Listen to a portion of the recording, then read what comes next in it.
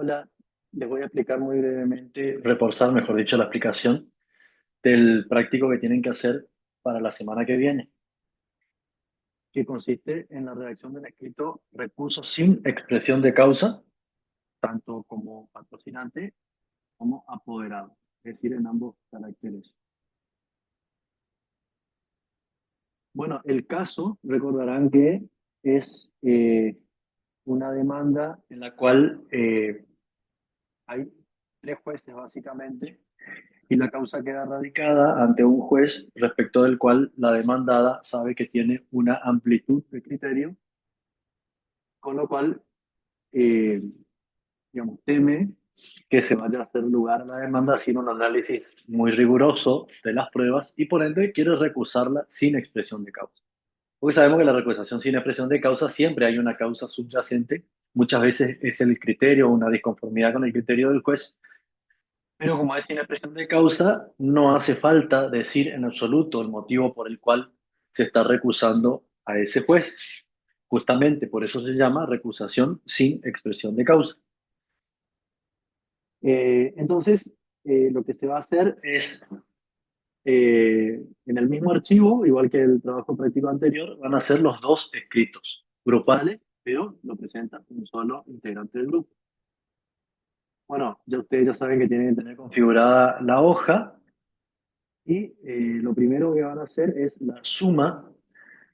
Les recuerdo, la suma, no pongan la palabra suma, así como eh, les dije a algunos grupos que, un grupo creo que usa la palabra suma, ustedes tienen que poner la suma que corresponda, según el escrito de que se trate. En este caso va a ser recurso sin expresión de causa. No escriban la palabra suma. Lo pongo así porque les estoy explicando cómo se hace. Bien, bueno, señor juez. Recuerden que, señor juez, siempre empieza sobre el margen izquierdo de la hoja. Luego tienen que configurar 1,25 en regla. No lo hagan con la barra espaciadora porque si no les queda, uno empieza acá, el otro empieza un poco más cerca del margen, el otro empieza un poco más lejos. No van a poder seguir esa sangría uniforme que tiene que tener el escrito. Entonces, debajo, 1,5 y ahí empiezan. Fulana de tal, no pongan quién suscribe, no pongan yo, fulana de tal, no, arrancan nomás directamente con el nombre. Estamos hablando en este caso de patrocinante, o sea que tienen que poner, esto se llama encabezado, ¿verdad? Tienen que poner datos del cliente, ahí ustedes ya saben, nombre y apellido, DNI, CUI, correo electrónico, domicilio real. Acuérdense que el domicilio real se denuncia y el que se constituye es el domicilio procesal. Ya vamos a ver en la bolilla 7 cuáles son las diferencias. Parece una cuestión meramente terminológica, pero tiene sus consecuencias desde el punto de vista jurídico. Entonces, datos de cliente por derecho propio y con el patrocinio letrado del doctor y ahí datos del abogado. Acá con respecto al abogado, en este caso no les dice cómo se llama el abogado. O sea que, digamos, no hay problema con el género que ustedes elijan porque tienen que inventar todos los datos del abogado. Cuando el caso les da el dato del abogado, como ocurría con el práctico anterior, que era una mujer, ustedes tienen que respetar eso, sobre todo cuando utilizan modelos, porque a veces el modelo viene redactado en masculino y al ser la abogada una mujer, no pueden poner, por ejemplo, se conceda la vista a mi abogado patrocinante, porque si no, se nota que ustedes utilizaron un modelo y no le cambiaron lo que le tenían que cambiar. Y recuerden que el encontrar rastros de modelo en el escrito, según la rúbrica que se les suministra, la rúbrica de evaluación, implica calificar el escrito como, o ese ítem, mejor dicho, como deficiente por más que todo el resto esté bien. Así que traten de tener ese tipo de cuidados cuando utilizan un modelo, de ver qué es lo que tienen que cambiar en función del caso dado, para que no quede, digamos, incoherente con respecto al caso dado y por ende le vaya en ese ítem la calificación deficiente, 0 puntos para ese ítem. Bueno, datos del cliente por derecho propio con patrocinio del trabajo del autor, datos del abogado. Eh, en los autos caratulados, y acá pongan la carátula. La carátula tiene que ir en mayúsculas y eh, negrita, ¿se acuerdan? Yo le decía para destacar, y entre comillas, generalmente. Bueno, le digo porque algunos grupos pusieron sin comillas y en minúscula, o le ponían de mayúscula la primera palabra. No, toda la carátula tiene que estar en mayúscula. Eh, expediente número, y ahí inventan el número de expediente.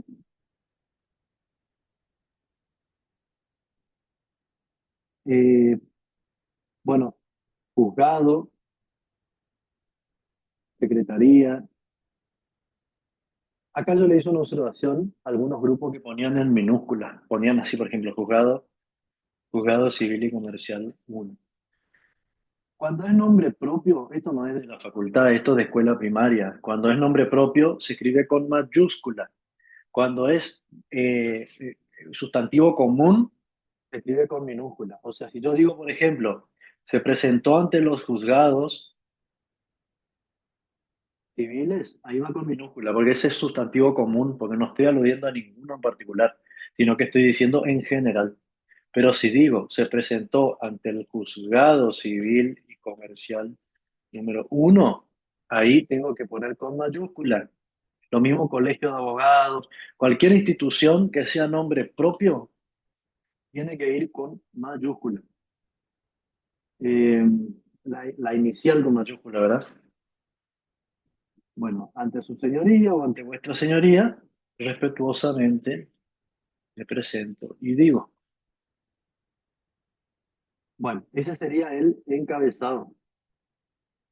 Este escrito es sencillo, únicamente va a tener un objeto, a diferencia de lo que vamos a ver la semana que viene, que es la recusación con expresión de causa. Ahí sí va a estar un poquito más complejo, pero acá le pueden hacer un espacio si quieren para que quede un poquito mejor visualmente, si no lo hacen no hay problema. Eh, solamente va a tener el objeto y el petitorio.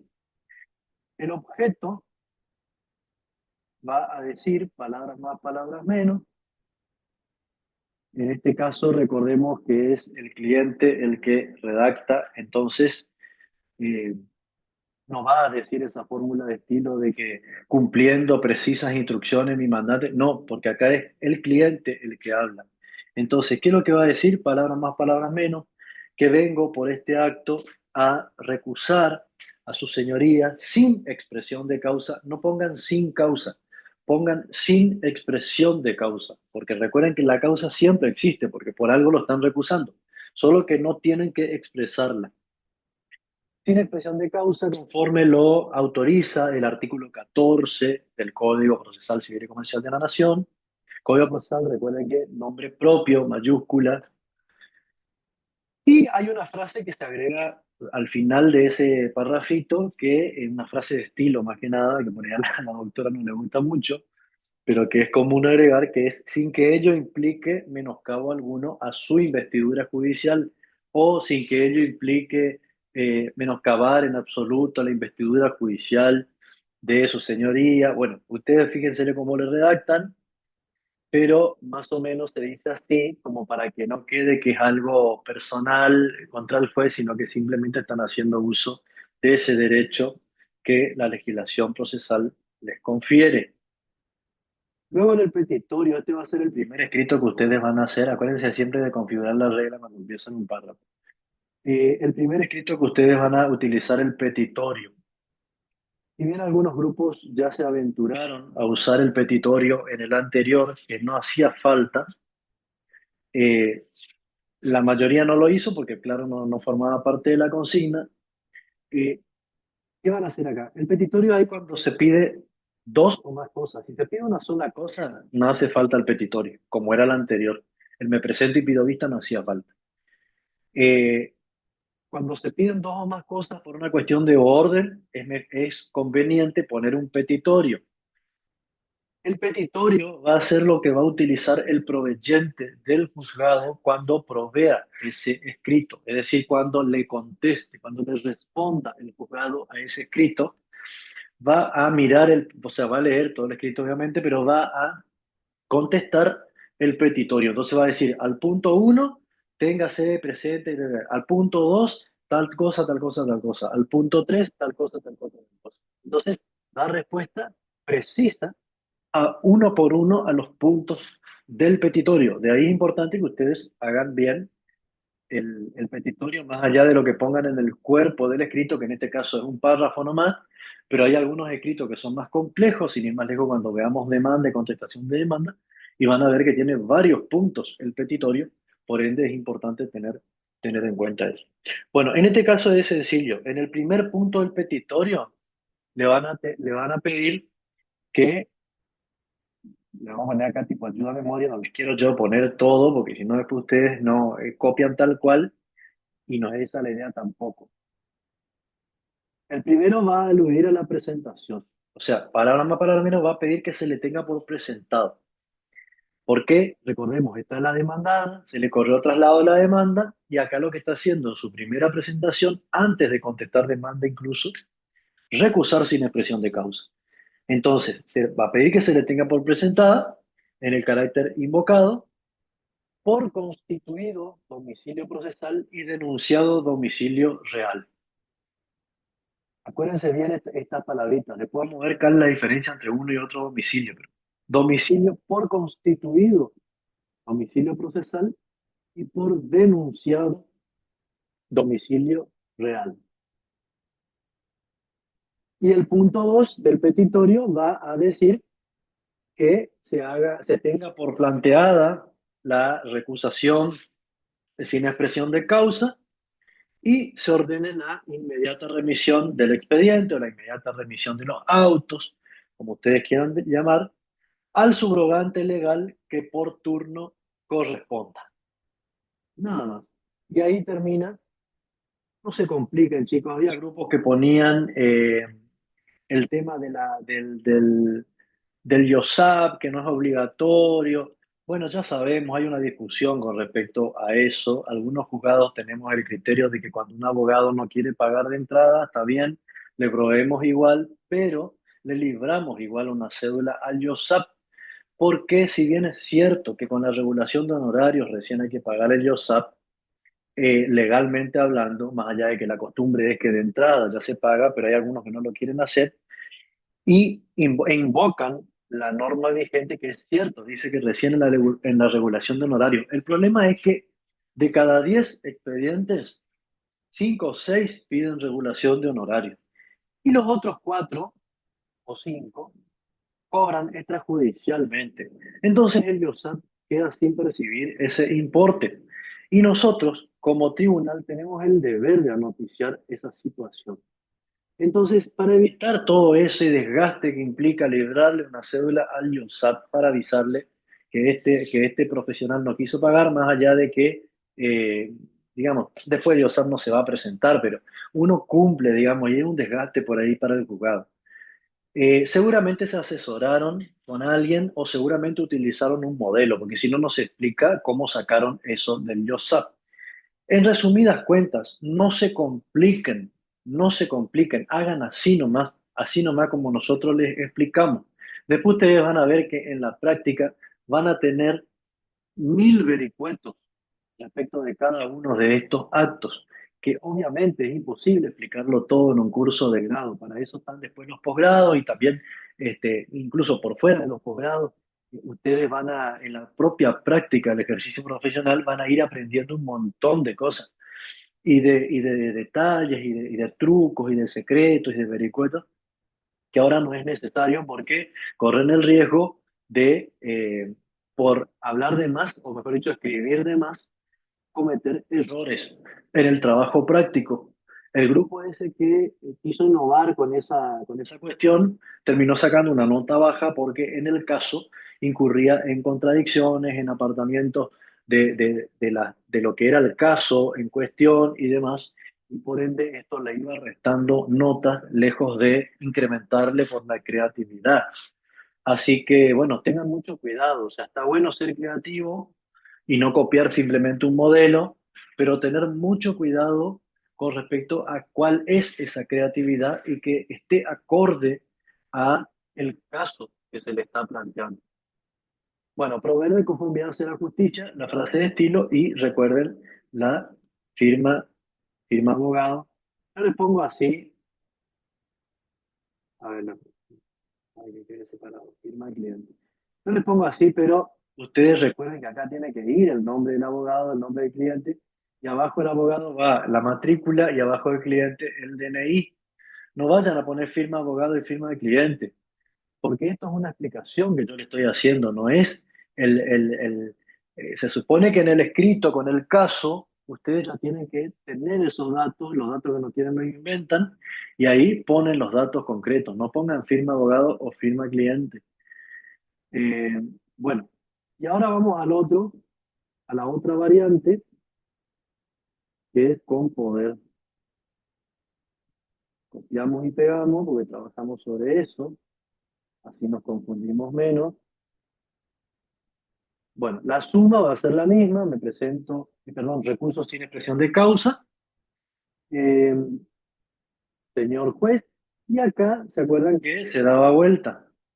Datos del abogado. Acá lo mismo que le dije hoy, no, ¿quién suscribe? Yo, no, directamente.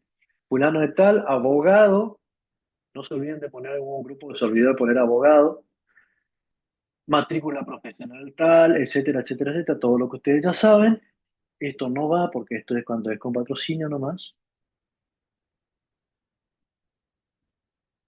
En los autos caratulados, la carátula, número de expediente, un trámite por ante este juzgado tal, secretaría tal, ante su señoría, me presento y respetuosamente digo, ojo con las numeraciones. Hubo un grupo que se ve que le quedó mal, tienen que poner reiniciar numeración.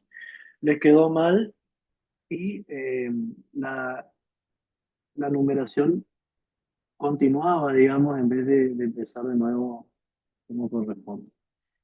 Eh, bueno, personería. Acá ustedes ya saben cómo se acredita la personería, es igual que como hicieron en el escrito anterior. Cuando es poder general, se agrega una fotocopia y se declara que es fiel a su original y se encuentra vigente. Y cuando es poder especial o poder bajo forma privada o poder apudacta, en cualquiera de los tres casos que son específicamente para ese proceso, se agrega el original. Bueno, el objeto va a ser muy parecido al de recién, con la diferencia que le van a agregar esa frasecita de estilo que dice al comienzo de cuando es personería que en cumplimiento de precisas instrucciones de mi mandante o que siguiendo precisas instrucciones de mi mandante o una frase similar que dé cuenta de que ustedes están siguiendo las instrucciones de la persona que le dio el poder, es decir, el cliente, vengo por este acto a recusar a su señoría sin expresión de causa, conforme lo autoriza el artículo 14 del Código Procesal. Todo eso igual, igual que el otro, sin que ello implique menoscabo alguno de su investidura judicial, todo igual que el otro. La única diferencia va a ser en la primera partecita donde dice que vengo a cumplir o que siguiendo precisas instrucciones de mi mandante o el cumplimiento de precisas instrucciones de mi mandante. El petitorio, acá de nuevo tengan la precaución de reiniciar la numeración, porque ahí me quedo, ahí está. Bueno, y el petitorio va a ser igual, exactamente igual que el que es con patrocinio. No va a haber diferencia en este caso. Eh, Poder de conformidad hacia la justicia, firma abogado y firma cliente. Acá no le dije, pero también como es la primera presentación, eh, bueno, sí que le pueden agregar acá. En la primera presentación sí o sí hay que pagar las tasas de justicia, pero esto también va por un carril separado, en el sentido de que si no se paga, lo mismo se puede proveer, y obviamente que se le hace saber que tiene que abonar, pero no es que se paraliza el proceso. En todo caso hay un trámite que es la intimación y después digamos, se practica planilla por secretaría, se pone de manifiesto, se aprueba la planilla y después se le intima por cédula para que pague bajo procedimiento de multiplicar por 10 y mandar a ejecutar la tasa. Pero el hecho de que no pague no quiere decir que no se le va a proveer el escrito. Así que si quieren agregarle también ahí el tema de que pagan colegio, IOSAP, Colegio de Abogados, y tasa de justicia, porque por ahí pusieron también, uno de los grupos puso las tasas de justicia. No, la tasa de justicia no, porque en el otro caso no ya era un expediente que ya estaba iniciado, entonces se supone que ya pagó o tuvo que haber pagado en un comienzo el cliente, con lo cual la tasa de justicia en este caso no iba. Colegio de Abogados y OSAP sí, porque es la primera presentación de ese abogado. Acá tenemos las dos cosas, tenemos Colegio de Abogados y tenemos IOSAP, pero Colegio de Abogados y OSAP y tasa de justicia, porque es el también es la primera presentación del cliente. Entonces, está la parte demandada, sería, ¿no? Entonces, ahí también paga la tasa de justicia. Bueno, cualquier consulta, bueno, y acá, como saben, cuando es con poder, firma únicamente el abogado.